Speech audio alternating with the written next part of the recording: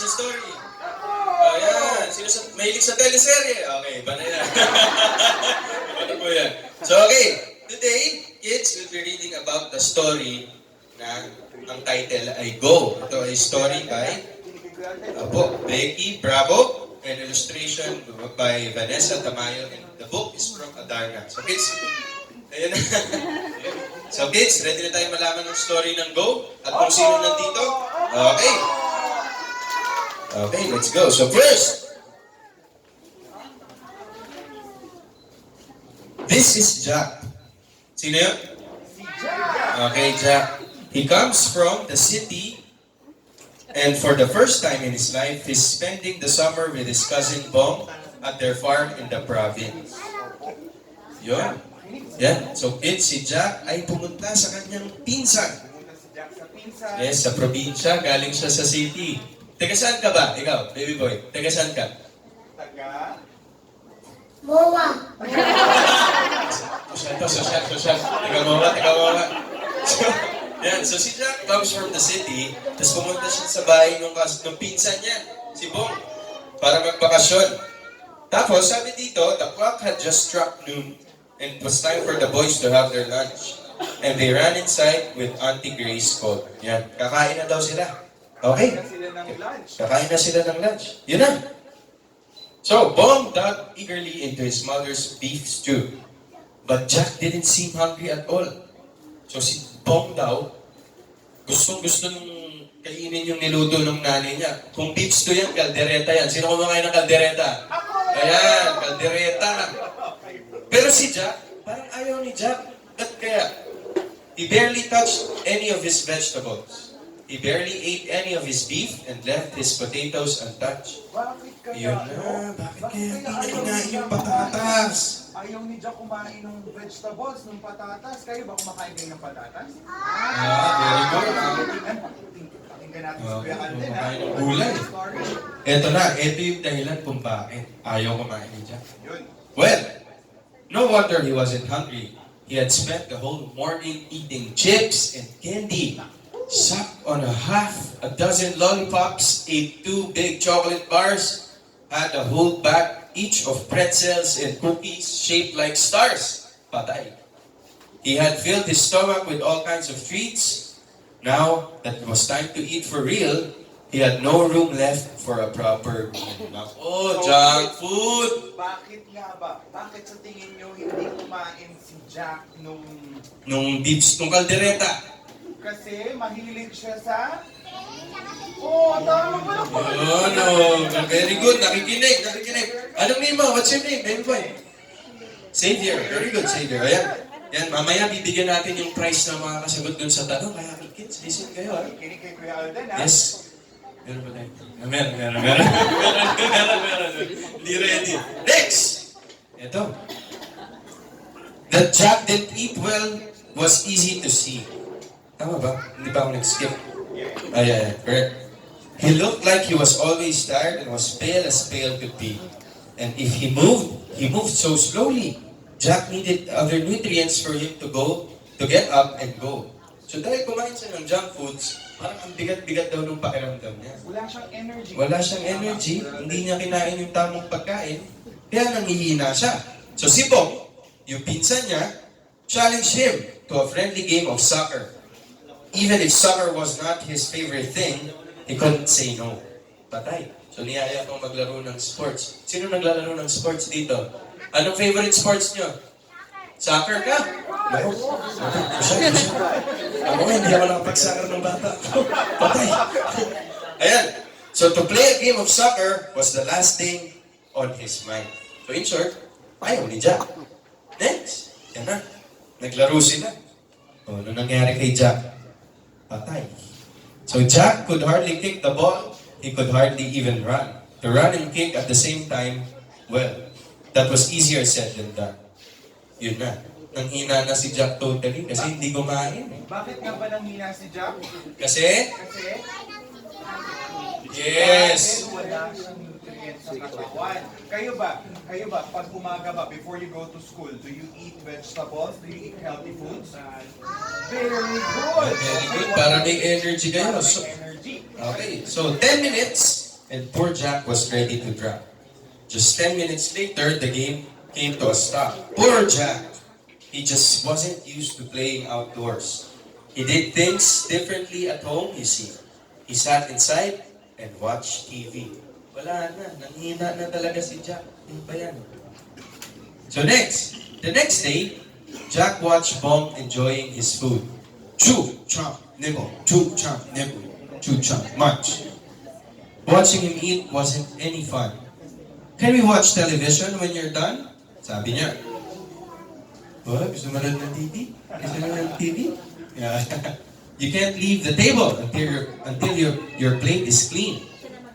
It's in the rules, Bong said. And when Jack threw a glance at Auntie Grace, he saw her nod her head. You know. So, sino dito ang kapag kumain, inuubos yung pagkain bago maglaro? Sino umuubos lagi ng pagkain? Very good. Very good yan. Kasi magagalit si mami pag hindi niya inubos yung ulam. Next! Very good. May price ka mamaya sa akin. Promise. So, Jack frowned at his plate and could think of other things he'd rather do. But he picked up his fork and picked up his spoon. If he had to finish all his food, he'd have to do it soon. Yun. A little bit of vegetables, a little bit of meat, a little bit of rice. Yun. So, kinain na ni Jack yung ulam niya. Kasi nga, papagalitan siya ng nanay ni Bong. Kasi nga, hindi pwedeng tumayo hanggang hindi tapos yung plato, no? Hindi pwede. Bad yun. Ayaw ni mami yun. So, but he still left his potatoes untouched. Ayan na. Ando na tayo dito. Yun, yung patatas. Hindi niya kinakain yung patatas niya. At kaya, eat your potatoes, said Bong, who watched him with an eagle eye. Parang nagalit Nagalit si Bong. Nasama ng tingin. Ganyan, no? Nagalit Kasi si hindi Bong. kinakain yung patatas. Kasi hindi daw, no, Kuya Alden? Hindi daw. Hindi daw kumakain si Jack ng patatas. Kayo ba kumakain kayo ng patatas? Sinong favorite dito ang McDonald's French fries? Ayan, kumakain ko na kanina yan. Yun ang aking lunch. Next! Jack spared the potato with the end of his fork. He turned it around and stuck out his tongue. He was sure he'd dislike it all the more. But the truth was, he'd never tasted it before. One bite, and he was sure he was going to die. He sighed, "What? Died agad, kumain lang ng gulay." Or maybe not. You never know until you try. Yan. So, andito na tayo sa part na si Jack, susubukan na niyang tikman yung patatas. Sabay-sabay kaya tayo, no, Kuya Alden? Yes. Sabay-sabay kaya So, tayo. ito. So, he bit into the potato, closed his eyes, and began to... Shoo! Everybody! Everybody! Paano kayo mumuya? Pagiging nga! Paano kayo mumuya? chew! Muya! Nguya. Yan. Very good. Chomp! Chomp And nibble! and nibble. Pero parang, Kuya Alden, hindi pa rin masaya si Jack, no? Parang hindi pa rin siya masaya. Kita nyo naman. Hindi pa rin masaya si Jack. Naduling-duling siya dun sa lasa ng patatas. Pero pinilit pa rin ang kainin. Pinit pa rin.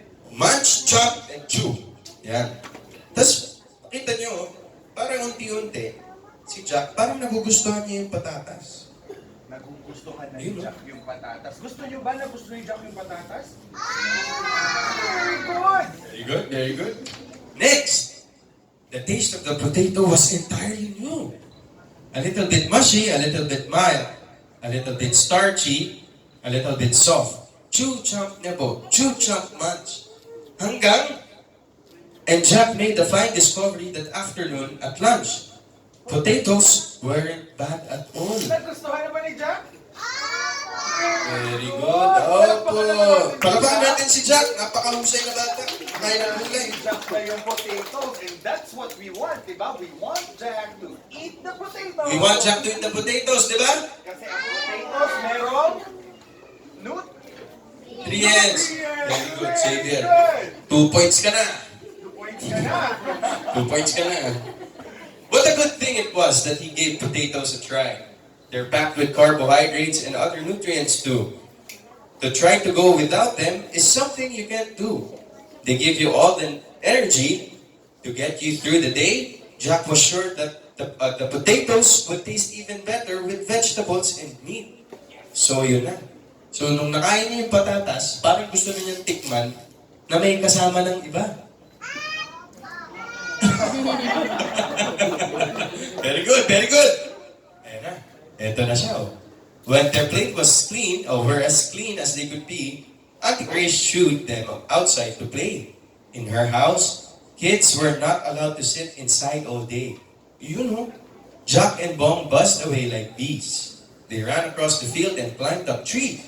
They played hide and seek in the bushes, searched here and there for bugs. They chased the chicken in the yard, and they tried to catch the pigs. Now that Jack had a healthy meal, nothing could go wrong. Good old Jack could now keep up with lively cousin Bong. Wow! Oh. Jack, no? May energy. Si Jack may energy na siya. So nakita niyo dito, kanina nung hindi niya ginagalaw yung pagkain niya, nung kumain lang siya ng junk foods, ayan si Jack. Parang natutumba na Si Jack natumba. Kasi wala siyang nutrients. Walang nutrients, yes. Pero nung kinain niya yung potatoes niya, ayan, ano daw, number one. Ay, sige, excuse me. Ayan, alive na si Jack. So very good. Ibig sabihin, pag kumain ng gulay and if you eat properly, Pwede makipaglaro ng masigla, ng yan, strong, happy. and happy. Ayan na, umakyat na sila ng puno para sila makauod. Auntie Grace made sure that Jack and Bong always had good things to eat. Jack ate fewer snacks and cut down on the sweets. Ayan, kita niyo naman, si Jack, bata pa lang, nag-diet na. Little by little, he learned to enjoy spending more of his time outside. And by the end of summer, he seemed quite a different boy from when he first arrived. He was neither pale nor sluggish, and he certainly wasn't slow. Yan na. Malapit na tayo. Malakas na si Jack. On Jack's last day at his cousin's farm, Bong got out the ball. This time around, Jack wasn't afraid of a soccer match at all. How fast he ran, how well he kicked and dodged from left to right. He got that ball away from Bong and ran with all his might. Ay, welcome! Good morning! Okay, very good. Go! Jack flew across the field so fast, he was almost like a blur. Go! Jack leaped nimbly over every mound, rock, and hole. Go! Jack, with one last burst of speed, kicked the ball into the goal. Yes! Wow! Very good! Palamahan si Jack! Dali! Palamahan si Jack! Very good, very good. Jack is now a strong guy. Yes, diba? malakas na siya kasi gustong maging malakas sa school. Yan. You know Yan. what? Kuya Alden, di ba? If they eat vegetables, it will make you smart. It will also help you to be good in your school. Am I Yes. right, Kuya Alden? Tama. Para maging attentive kayo kay teacher palagi, no? Oh. Okay, para mataas ang grades, no? Okay. Sige nga, let's try. Alright, question. Which of these food items will give Jack and Bong the energy and nutrients they need to play outside? So, ituturo ni Kuya Alden, tapos sasabihin ng kids kung yes, kung yun yung kailangan ni Jack para maging malakas, at no, kapag junk food, kapag hindi nakakatulong kay Jack, okay? So, eto, candy. No. Very good. Potatoes. Yes. Lollipop. No. Biscuit.